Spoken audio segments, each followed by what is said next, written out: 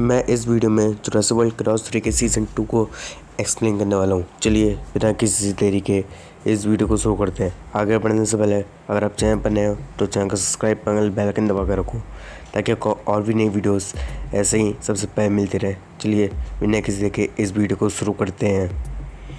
Episode 1 की शुरुआत में हमें वो शिप दिखाया जाता है जिस पर कैंपस चढ़ होते हैं।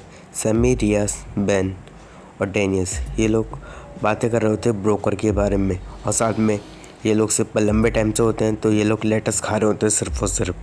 केंजी को थोड़ा अपसाइड दिखाया जाता है पर वो बाकियों के सामने नॉर्मल रहने की कोशिश कर रहा होता है।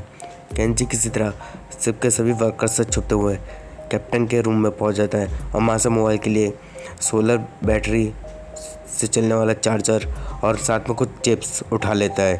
और कैप्टन को वो मोबाइल पर किसी से बातें करते हुए सुन लेता है और साथ में कैप्टन को शक हो जाता है कि उसके केबिन में कोई ना कोई तो अभी आया था। केंजी कैंपस से मिलता है और बताता है कि उन्होंने मटेयो की मदद से डीपीडब्ल्यू को इलीगल बिजनेस बंद करवा दिया है, जिससे कैंपस सेलिब्रेट कर रहे होते हैं। उसी वक्त उनकी आवाज़ से सिप के कैप्टन और वर्कर्स को पता चल जाता है कि कैंपस भी सिप पर मौजूद है और वो कैंपस को पकड़ लेते हैं। कैप्टन कहता है कि इन्हें कंटेनर्स के संग पानी में फेंक दो। इस बीच एक कंटेनर कैप्टन के ऊपर गिर रहा होता है। डेनियस जल्दी से आकर उस कंटेनर को बांध देता है और कैप्टन से कहता है कि वो उसकी मदद करेगा सभी कंटेनर्स को बांधने में। कैप्टन भी उनकी बात मान जाता है सिर्फ थोड़े टाइम के लिए। ये लोग सभी कंटेनर्स को बासे से आपस में जोड़ देते हैं। केंजी को बम्पी का एग और साथ में बाकी डायनासोर्स के अंडे भी मिल जाते हैं जो एक सूटकेस में होते हैं। केंजी उस सूटकेस को उठाता है। उसी बात वहाँ पर एक शॉर्ट सर्किट हो जाता है जिससे पूरे शिप की बिजली गुल हो जाती है। सभी डायनासोर्स के कंटेनर खुल जाते हैं और साथ में कैप्टन इमरजेंसी बिजली ऑन करने के लिए कहता है कैंपस को, और साथ में कैप्टन को एक मरी हुई मजिंगोसॉरस की लाश एक कंटेनर मिलती है। कैप्टन बताता है कि इस कंटेनर में 2 मजिंगोसॉरस है और इनमें से एक गायब है।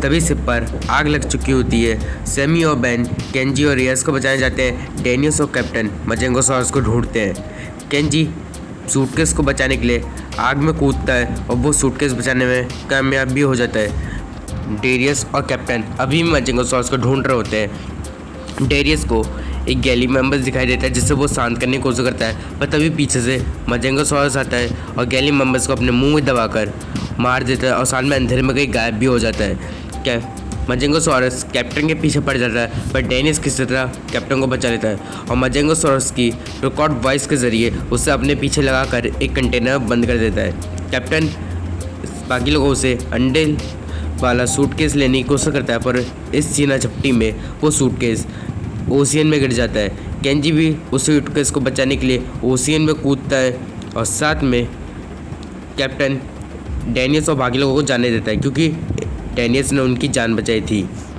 ये लोग लाइट बोट के ज़रिए केंजी को और साथ में अंडों का सूटकेस बचाने के लिए समुद्र में कूद जाते हैं। ये लोग केंजी अंडों के बैग को बचाने में कामयाब होता है और ये लोग लाइफ बोट के सहारे आगे बढ़ रहे होते हैं। फिर कैंपस को दूर कहीं एक लैंड दिखाई देता है और साथ में बेन के मोबाइल पर डार्क जुरासिक की ओर से एक वीडियो आता है जिस वीडियो में DLN ग्रुप को दिखाया जाता है जिसका नाम है डायनासोर लिबरेशन नाउ।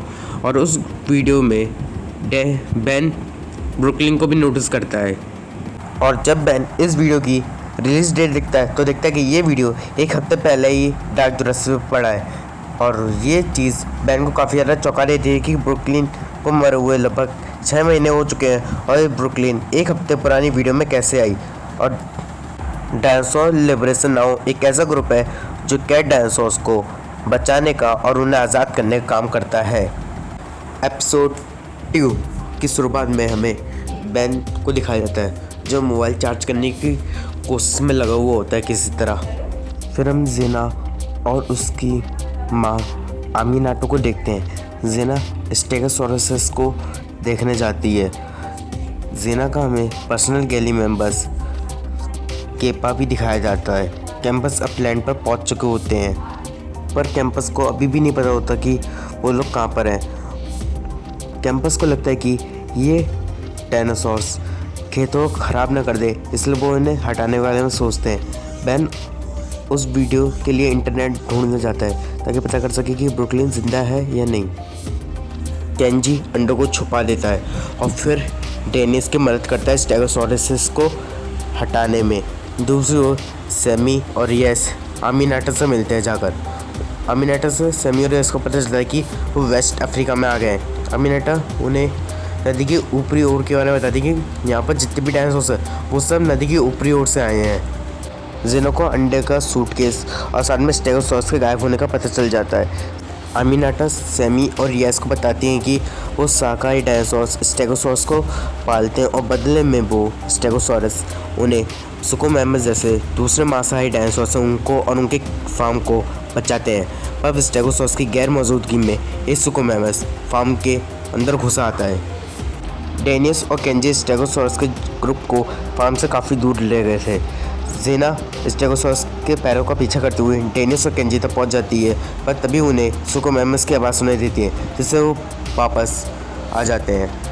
कैंपस सुकोमैमस को फार्म से हटाने जाते हैं और वो इवेंचुअली सुकोमैमस को अपने पीछे लगाने में कामयाबी हो जाते हैं। जाना और उसकी माँ अमीनाटा ये लोग स्टेगोसॉरस के झुंड को सुकोमैमस के सामने ले आते हैं और 3 स्टेगोसॉरस के सामने एक अकेला सुकोमैमस टिक नहीं पाता है, इसलिए वो सुकोमैमस वहाँ से भाग जाता है। डेनिस अमीनाटा से माफ़ी मांगता है स्टेगोसॉरस को हटाने के लिए। दूसरी ओर बेन श्योर हो जाता है कि ब्रुकलिन मरी नहीं है, अभी भी जिंदा है, पर यह बात वो बाकियों को नहीं बताता और ये सब नदी के ऊपरी ओर जाने की तैयारी करना शुरू कर देते हैं। एपिसोड 3 की शुरुआत में हमें ब्रुकलिन का फ्लैशबैक दिखाया जाता है जहाँ पर ब्रुकलिन इस एलोसॉरस के हमले से काफ़ी ज़्यादा डरी हुई होती है और फिर पता चलता है कि ब्रुकलिन को एलोसॉरस के हमले में रॉनी ने बचाया था। फिर इसी फ्लैशबैक में हमें एक और फ्लैशबैक दिखाया जाता है जहाँ ब्रुकलिन अभी भी केंजी के संग रिलेशनशिप में होती है। ब्रुकलिन कौन से जाकर मिलती है और डायनासोर्स की इलीगल बिजनेस के बारे में जानने की कोशिश कर रही होती है और फिर पता चलता है कि ब्रुकलिन भी इन सब में शामिल होना चाहती है और कौन भी वापस शामिल होना चाहता है इन सब में। ब्रुकलिन अपना पूरा ध्यान इस डायनासोर डील पर दे रही होती है और केंजी ब्रुकलिन के संग ब्रेकअप कर लेता है। ब्रुकलिन अपने सीक्रेट अपार्टमेंट में आती है और वहाँ पर कौन का भेजा हुआ पैसों का बैग भी आता है, जिसे देखकर ब्रुकलिन काफ़ी ज़्यादा खुश होती है। ब्रुकलिन डेनिस से मिलती है और डेनिस बातों बातों में ब्रुकलिन को रिवील कर देता है कि वो उसे पसंद करता है काफ़ी ज़्यादा, पर डेनिस उस बात को वहीं पे दबने की कोशिश करता है और रॉनी के संग चले जाता है एक घायल कॉम्बी को उठाने के लिए। ब्रुकलिन डार्क जुरासिक पर किसी क्लेवर गर्ल 86 से बात कर रही होती है। रात में ब्रुकलिन जंगल में पहुंचती है और वहाँ पर डेनिस के लिए एक वीडियो बना रही होती है और उसमें कहती है कि वो कुछ दिखाना चाहती है और हमें पता है कि ब्रुकलिन DPW के इलीगल बिजनेस डेनिस को दिखाना चाहती थी, पर डेनिस शर्म के कारण वहाँ पर नहीं आता। तभी क्लेवर गर्ल का मैसेज आता है और वो ब्रुकलिन को बताती है कि उसका अकाउंट हैक हुआ था और क्लेवर गर्ल ने ब्रुकलिन को यहाँ नहीं मिला है, बल्कि जिसने ब्रुकलिन का अकाउंट हैक करा, क्लेवर गर्ल का अकाउंट हैक करा था, उसने यहाँ पर ब्रुकलिन को बुलाया उसे ब्रुकलिन को मारने के लिए। और उसी वक्त वहाँ पर एलोसॉरस आता है और वो ब्रुकलिन के पीछे पड़ जाता है। क्रीपी लेडी भी माँ अपने एटोसिरेप्टर्स के संग आती है और ब्रुकलिन पर हमला करवा देती है और यहाँ पर एलोसॉरस ब्रुकलिन की जान बचाता है एटोसिरेप्टर्स से। एटोसिरेप्टर और एलोसॉरस में तगड़ी वाली फाइट होती है जिसमें से एक एटोसिरेप्टर जिसका नाम घोस्ट है वो ब्रुकलिन के ऊपर हमला कर देता है और साथ में उसके एक हाथ को कच्चा ही चबा जाता है। ब्रुकलिन को होश आता है और फिर हमें पता चल जाता है कि क्लेवर गर्ल और कोई नहीं बल्कि रॉनी होती है और फिर रॉनी ब्रुकलिन को बताती है कि उसके दोस्त और उसके परिवार वालों ने मान लिया कि ब्रुकलिन मर चुकी है और ब्रुकलिन इन सबको कंटिन्यू रखना चाहती थी, पर रॉनी इन सब के लिए मना कर देती है और ब्रुकलिन को अपने फैमिली और फ्रेंड्स के सामने जाने के लिए कहती है। ब्रुकलिन डार्क जुरासिक पर DLM यानी कि डायनासोर लिबरेशन ग्रुप की वीडियो देखती है और साथ में डायनासोर की डेथ की रिपोर्ट भी देखती है और इन सब के वो रॉनी को भी बताती है। ब्रुकलिन फिर फैसला कर लेती है कि वो अपने दोस्तों के सामने आएगी, पर जब DPW का एक ऑफिसर रॉनी के घर में आता है, ब्रुकलिन उससे किसी तरह छुप कर उसकी सारी बातें सुनती है। जब DPW का ऑफिसर बताता है कि ब्रुकलिन का अगर कोई भी दोस्त या फैमिली मेम्बर इन सब के रास्ते में आएगा तो उसका भी हाल ब्रुकलिन जैसा ही होगा, जिससे ब्रुकलिन समझ जाती है कि उसे सबके सामने नहीं आना चाहिए और छुप कर इन सब के बारे में पता करना होगा उसे। और वो रॉनी को भी सावधान रहने के लिए कहती है। और फिर ब्रुकलिन रॉनी के लिए एक लेटर छोड़कर वहाँ से चली जाती है। एपिसोड 4 की स्टार्टिंग में हमें डांस और लिबरेशन ग्रुप के लोगों को दिखाया जाता है जो वही काम कर रहे होते हैं जिसके लिए डांस और लिबरेशन जाना जाता है, यानी कि डांस हाउस को आज़ाद करने का काम। ब्रुकलिन ने भी DLM ज्वाइन कर रखा होता है और इस बार DLM का लीडर निक अर्नेस्ट होता है। ब्रुकलिन अभी भी रॉनी के टच में होती है। रॉनी की मदद से ब्रुकलिन को पता चलता है कि डांस हाउस की ब्लीडिंग फैसिलिटी एयरपोर्ट के पास बनाई गई है, यानी कि डांस हाउस को फ़ौरन भेजा जा रहा है। ब्रुकलिन अर्नेस्ट की मदद से फ़ौरन जाना चाहती थी क्योंकि अर्नेस्ट के काफ़ी ज़्यादा सोर्सेस हैं। वो अर्नेस्ट से कहती है कि फ़ौरन में भी डांस हाउस की फैसिलिटी बनाई गई है और अर्नेस्ट भी फ़ौरन जाने के लिए मान जाता है। ब्रुकलिन DLM के लोगों को देखती है जो कुछ मासूम लोगों को मारने के चक्कर में थे, पर ब्रुकलिन किसी तरह उन्हें बचाकर उस जगह से सेफली निकाल देती है। ब्रुकलिन अर्नेस्ट से किसी तरह सिक्के कोऑर्डिनेट्स उगलवा लेती है और उसे बेवकूफ़ बनाकर खुद दुबई की ओर चली जाती है। दूसरी ओर हम बैन को देखते हैं तो डांस और लिबरेशन नाव ग्रुप के आने जानने की कोशिश करता है, वो ब्रुकलिन को मैसेज भी करता है। रियास और केपा रेस लगाते हैं और बैन को बोट में एक ट्रैकर मिलता है। रियास को थोड़ी दूर पर पता चलता है कि केपा का किसी ने अपहरण कर लिया है और दूसरी ओर कोई अंडों से भरा सूटकेस को भी चुराने में कामयाब हो जाता है। रियास ये बात बाकियों को बताती है और केंजी अंडों के गायब होने की बात भी सबको बताता है। बैन ट्रैकर लेकर बाकी लोगों के पास आता है और उन्हें बताता है कि उसे लाइफ बोट में ट्रैकर मिला था, यानी कि ब्रोकर इनकी लोकेशन जानता है पहले से ही। अब ये लोग पकड़े जाने का वेट नहीं कर सकते थे, तो इसीलिए ये लोग जल्द से जल्द नदी के ऊपरी ओर पहुंचने की तैयारी शुरू कर देते हैं। जेना भी इनके साथ चलने के लिए तैयार हो जाती है। एपिसोड 5 की शुरुआत में हमें कैंपस को दिखाया जाता है जो नदी के ऊपरी ओर जाने के लिए निकल पड़ते हैं। बीच में बैन अभी भी ब्रुकलिन के मैसेज का इंतज़ार कर रहा होता है। दूसरे ब्रुकलिन को भी बैन का मैसेज मिल चुका होता है और ब्रुकलिन अभी ब्रोकर पर नज़र रखने का काम कर रही होती है। ब्रुकलिन फूड डिलीवरी वाली बनकर ब्रोकर के कमरे में पहुंचती है और ब्रोकर से मिलती है, और ये ब्रोकर और कोई नहीं बल्कि सुएना सेंटोस होती है, जिसे इससे पहले हमने जुरासिक वर्ल्ड डोमिनियन में देखा था। सुएना ब्रुकलिन की एक ड्राइंग बनाना चाहती थी फूलों के संग।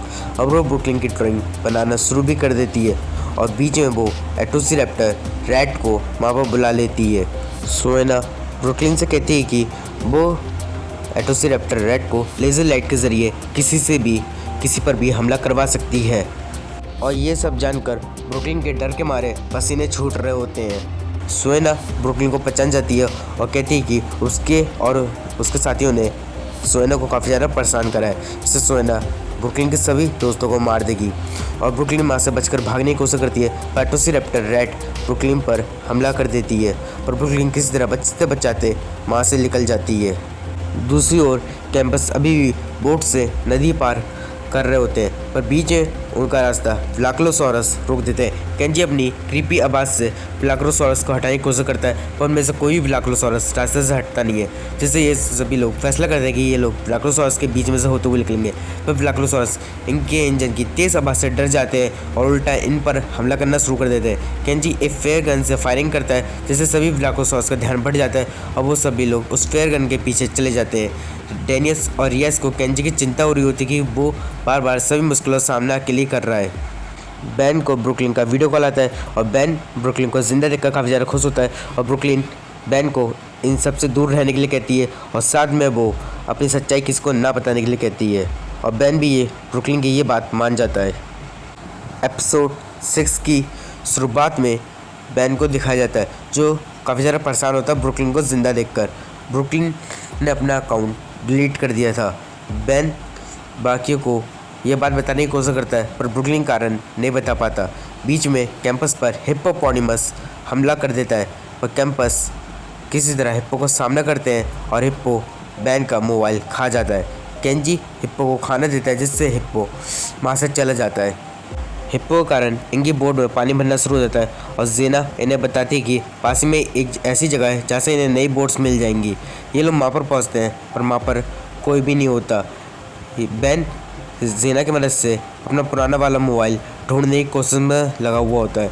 ब्रुकलिन सोना के कमरे में घुसती है और उसका लेज़र डिवाइस भी चुरा लेती है और एटोसी रैप्टर रैट की मदद से सोना को डराना शुरू कर देती है। ब्रुकलिन सोना को मारती नहीं है, बदले वो डायनासोर्स के इस इलीगल बिजनेस शामिल होना चाहती थी सोना की मदद से। पर सोना शुरुआत में तो इन सबके लिए मना कर देती है, पर ब्रुकलिन जैसे ही सोना का लेज़र लाइट वाले डिवाइस उसे लौटाती है तो सोना को ब्रुकलिन पर थोड़ा भरोसा हो जाता है और वो ब्रुकलिन को वेस्ट अफ्रीका के बारे में बताती है कि उसका वहाँ पर कोई इंपोर्ट एक्सपोर्ट वाला बिजनेस चल रहा है और वहाँ से कोई कांटेक्ट नहीं है और ब्रुकलिन और सोना को वहाँ जाकर देखना होगा, जिससे ब्रुकलिन सोना के संग चलने के लिए मान जाती है। दूसरी ओर कैंपस पर सुकोमैमस ने हमला कर दिया होता है। केंजी और डेनियस सुकोमैमस को अपने पीछे लगाते हैं और उसी बात वहाँ पर हिप्पो भी आ जाता है जो रियस के पीछे पड़ जाता है। बेन, सैमी और जेना ये लोग सही सलामत वहाँ से निकल जाते हैं। हिप्पो और सुकोमैमस आमने सामने आ जाते हैं और आपस में लड़ना शुरू कर देते हैं। सुकोमैमस के कारण रियस बेहोश हो जाती है और डेनियस और केंजी यहाँ से सही सलामत निकल जाते हैं। थोड़ी दूर पर पहुँच कर इन्हें रियस के बारे में याद आता है कि ये लोग रियस को पीछे छोड़ा है।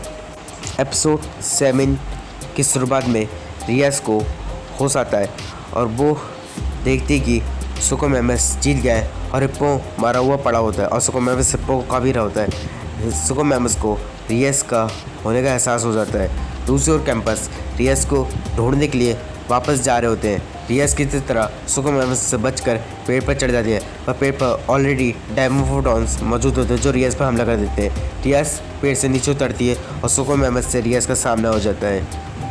डायमोफोडॉन कैंपस पर भी हमला करते हैं। एक डायमोफोडॉन को लायंस अपना शिकार बना लेते हैं।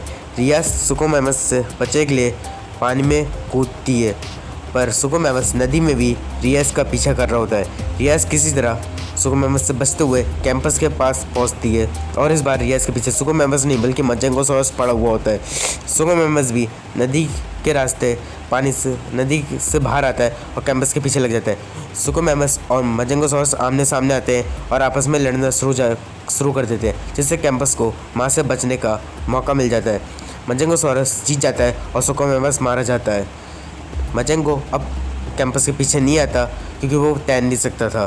कैंपस को एक कंटेनर दिखाई देता है और ये कंटेनर इससे पहले शिप पर भी था, यानी कि शिप के जितने भी मजेंगोसॉरस और सुकोमैमस ये सारे डायनासोर्स यहाँ पर खुले घूम रहे हैं।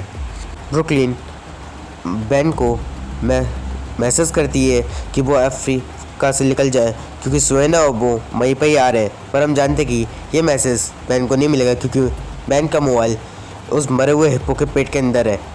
और अब ब्रुकलिन और सेंटोस अफ्रीका के लिए निकल पड़ते हैं। एपिसोड 8 की शुरुआत में हमें कैंपस को दिखाया जाता है जो नदी के ऊपरी हिस्से पर पहुंच चुके होते हैं। उन्हें वहाँ पर एक रहस्यमय जगह दिखाई देती है। बैन को वहाँ पर कुछ अजीब आवाज़ें सुनाई देती है और जिना अपने फादर को इस जगह की लोकेशन दे देती है। वह कैंपस का सामना मोनोलोफोसॉरस से होते हैं जो बंधे हुए होते हैं। केंजी और बेन को अंडरग्राउंड से कुछ अजीब सी आवाज़ें सुनाई देती हैं। मोनोलोफोसॉरस खुल जाते हैं और कैंपस पर हमला करना शुरू कर देते हैं। कैंपस केंजी और बेन से अलग हो जाते हैं और ये लोग एक अंडरग्राउंड बेस के अंदर पहुंचते हैं। दूसरी ओर केंजी और बेन भी उस अंडरग्राउंड बेस के अंदर पहुंचते हैं मोनोलोफोसॉरस से बचते हुए। केंजी और बेन अभी भी बाकी कैंपस से अलग होते हैं। डेनियस और बाकी लोगों को पता चलता है कि ब्रोकर सिर्फ डायनासोर का इंपोर्ट एक्सपोर्ट नहीं कर रहा बल्कि उन्हें बना भी रहा है। अचानक से कैंपस को कोई आवाज़ सुनाई देती है और कैप्टन वहाँ पर भागते हुए आता है और कैप्टन के पीछे रेड पड़ी हुई होती है। ये सभी लोग सीढ़ी से नीचे उतरते हैं पर कैप्टन उतरने से पहले ही रेड के द्वारा मार दिया जाता है। और कैंपस को वहाँ पर एक अंधा बायोनिक्स भी दिखाई देता है। केंजी और बेन बाकी सभी कमरों की तलाशी लेने में लगे हुए होते हैं। अचानक से वहाँ पर कोई कंटेनर नीचे उतारा जाता है जो किसी के द्वारा कंट्रोल करा जा रहा होता है। उस कंटेनर के अंदर केपा भी मौजूद होता है और कैंपस उसी के अंदर जाते हैं। अचानक से वो कंटेनर ऊपर की ओर जाने लग जाता है। डेनियस उस कंटेनर को पकड़ा हुआ होता है पर डेनियस का हाथ कंटेनर से छूट जाता है जिससे डेनियस सीधा बायोनिक्स के सामने जाकर गिरता है। केंजी एक ऐसे कमरे में पहुंचता है जहां से उसे बैन तो दिखाई दे रहा होता है पर बैन केंजी को नहीं देख पा रहा होता है। बैन को अंडे से भरा सूटकेस मिल जाता है और ब्रुकलिन तभी वहाँ पर आकर बैन से बातचीत करना शुरू कर देती है और केंजी ब्रुकलिन को जिंदा देखकर काफ़ी ज़्यादा चौंक जाता है। ब्रुकलिन वो अंडों से भरा सूटकेस अपने संग ले जाती है और बैन से गलती से एक ऐसा बटन दब जाता है जिससे अब बैन भी केंजी को देख पाता है। केंजी बैन से ब्रुकलिन के ज़िंदा होने के बारे में पूछता है। एपिसोड 9 की शुरुआत एपिसोड 8 के संग होती है, पर यह ब्रुकलिन की ओर से हमें दिखाया जा रहा होता है, जहां हम देखते हैं कि सेंटोस एटोसिरैप्टर रेड को अपनी वैन में लॉक कर देती है और ब्रुकलिन के संग अपने बेस की ओर जा रही होती है। जैसे सेंटोस अपने बेस पर पहुंचती है तब वहाँ पर उसे शिप का कैप्टन मिलता है जो सेंटोस को अंडरग्राउंड लैब में लेकर जाता है। सेंटोस वहाँ पर डॉक्टर सार्क से मिलती है जो डायनासोर्स को क्लोन कर रहा होता है। सेंटोस डॉक्टर सार्क से जानना चाहती थी कि उसकी ऑपरेशन टीम कहाँ पर है। सेंटोस को पता चलता है कि शिप के सभी डायनासोर्स यहाँ पर खुले घूम रहे हैं और साथ में कैप्टन ने कैंपस को भी जाने दिया, जिससे गुस्से में आकर वो रेड को कैप्टन के पीछे छोड़ देती है। डॉक्टर सार्क सेंटोस को अपना नया प्रोजेक्ट दिखाने के लिए ले जाते हैं। ब्रुकलिन कैंपस को नोटिस करती है जो अंधे बायोनिक्स के सामने होते हैं। ब्रुकलिन ही कैंपस को उस कंटेनर के ज़रिए बचाती है और फिर से एक और बार टेनिस को बचाने में कामयाब हो जाती है और उस कंटेनर को ऊपर ही रोक देती है। डॉक्टर सार्क सेंटोस को अपना नया प्रोजेक्ट दिखाता है जो ये अंधा बायोनिक्स होता है जिसकी आंखें नहीं है पर इसकी सूंघने और सुनने की शक्ति बहुत ज़्यादा तेज़ है। और फिर थोड़ी देर में वो रिवील करता है कि उसने पूरी ऑपरेशन टीम को इस बायोनिक्स को खिला दिया। अब वो सेंटोस को भी मारने की कोशिश करता है पर ब्रुकलिन सेंटोस को बचा लेती है और डॉक्टर सार्क खुद बायोनिक्स के सामने जाकर गिरता है। सेंटोस का भरोसा ब्रुकलिन पर और ज़्यादा हो जाता है। कैंपस ब्रुकलिन को देखकर काफ़ी ज़्यादा शॉक्ड हो गए थे और ब्रुकलिन कैंपस का कंटेनर का बॉक्स नीचे की ओर कर देती है। फिर से ब्रुकलिन फिर बैन से मिलती है और इसे इन सब चीज़ों से दूर रहने के लिए कहती है और बताती है कि वो सेंटोस को अरेस्ट करवाना चाहती है, पर हम जानते हैं कि ब्रुकलिन ऐसा करने में कामयाब नहीं होगी क्योंकि सेंटोस जुरासिक वर्ल्ड डोमेन में खुली घूम रही होती है। ब्रुकलिन एक और बार बैन को इन सब चीज़ों से दूर रहने के लिए कहती है और वहाँ से अंडों का सूटकेस लेकर चली जाती है।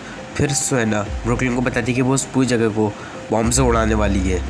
एपिसोड 10 की शुरुआत में हमें बैन और केंजी का झगड़ा दिखाया जाता है, जिसमें केंजी बैन पर काफ़ी गुस्सा हो रहा था क्योंकि बैन पहले से जानता था ब्रुकलिन ज़िंदा है। डेनियस, सैमी और यस ये लोग भी ब्रुकलिन को ज़िंदा देखकर काफ़ी ज़्यादा शॉक्ड हो गए थे। डॉक्टर सार्क अभी भी ज़िंदा था जिससे बायोनिक्स को अपनी चुटकी से कंट्रोल कर रहा होता है। सुहाना रेड को फिर से डॉक्टर सार्क के ऊपर छोड़ देती है।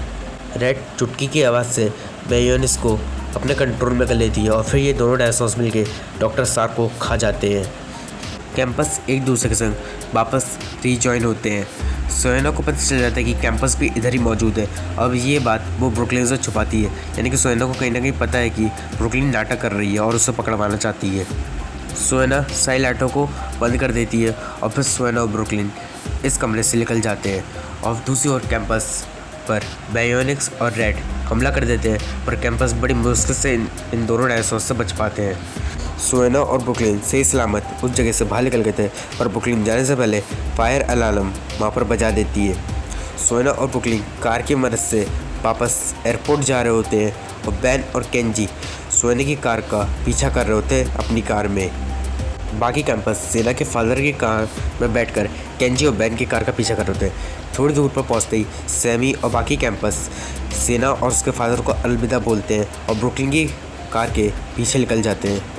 सुहाना ब्रुकलिन को बताती है कि वो अब बायोसिंग के संग काम करेगी। फिर सुहाना प्लेन में जाकर बैठती है और वो कैंपस को आते हुए देख लेती है, पर उन पर हमला नहीं करती। कैंपस ब्रुकलिन को अपने संग ले जाना चाहते थे, पर ब्रुकलिन उनके संग नहीं आती और बम्बी का अंडा लौटा कर देती है और कहती है कि मैं वो ब्रुकलिन नहीं हूँ जिसे तुम जानते थे। और फिर सुहाना के संग प्लेन में बैठकर उस जगह से निकल जाती है और कैंपस ये सब देखते रह जाते हैं। और इसी के संग जुरासिक वर्ल्ड क्रॉस थ्योरी का सीज़न 2 कंप्लीट हो जाता है। मैंने इस सीज़न का रिव्यू भी कर रखा है, अगर आपने नहीं देखा है तो लिंक डिस्क्रिप्शन में मौजूद है, आप देख सकते हैं। आज के लिए तो इतना ही गाइस। अगर आपको ये वीडियो अच्छा लगा है तो वीडियो को लाइक कर दो, चैनल पर नए हो तो चैनल को सब्सक्राइब करो, बगल में बेल आइकन दबाओ और मैं मिलता हूँ आपसे अगली ऐसी नई वीडियो में। तब तक के लिए bye bye, thank you for watching.